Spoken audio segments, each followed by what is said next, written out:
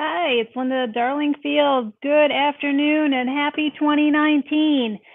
It is a brand new year and 2019 is going to be amazing. I think that we can make this the best year ever. So let's talk about how we can make it the best year ever. Um, we can talk about resolutions and game plans and what we have in store. So myself, I've made a few ideas about resolutions, not necessarily mine specifically, but some are, and some are just great suggestions for you, hopefully. So your list obviously would differ from mine because we're in a different place in the world. I'm a wonderful 49-year-old woman with 8 kids, so a little different world maybe than yours. I've been through college and marriage and all of those things, and if you're in a different place before or after me, it's going to be completely different. So, so what I did is I made a list of things that went amazing for me this year, and I made a list of things that didn't go that amazing for me this year, and compiled those and thought, what would I like to make better? What would I like to remove? Um, so one of the things I made a list of all the different categories like personal, work, health and wellness, relationships, and how I would reward myself if I get to some of my goals being met. So my personal goals would be I would like to learn more. I'm always learning. I'm always hustling, not necessarily in a bad way, but I'm kind of always working and keeping my mind going and learning new things. I've been learning German and Spanish, which is maybe a little different than some, but I'm married to a wonderful German guy, so it's helpful. The other thing is my goal is to give or tithe 10%. I don't necessarily think that you need to give all 10% to the church. I think that you can give to community service, you can give to family, you can give to the foster care system, which is wonderful because my husband and I are foster children, have foster children, and it's important to us. Also to take a class, and like I said, I've been learning Spanish and German, but you can take a class at community college or even a class of art or something just to enrich yourself, which is a wonderful way to do. Learn a new talent.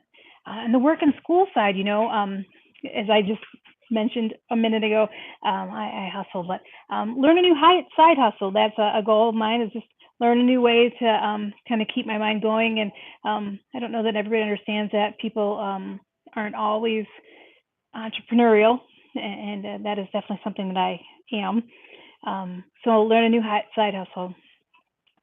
And to get out in the community a little more. So my goal is to try and get into the community at least once a month and do a mixer, do events where I'm out in the public. Also to add more videos. So this is my very first video on YouTube, so that's exciting for me. I'm hoping to make myself a channel this year, so it is my goal to do so. If you were in school, then obviously you could do different things, like set a grade level, like if you want to get all A's or all B's or get all of your grades up one level. Those are all wonderful things. Or to create a study group for a subject that perhaps you struggle in is a wonderful thing. And you can make daily and weekly and monthly goals on a list. And I do that above my desk in my office. I have a list of things that are goals for daily, weekly, and monthly. And that's helpful to have that visual right in front of you all the time, every single day.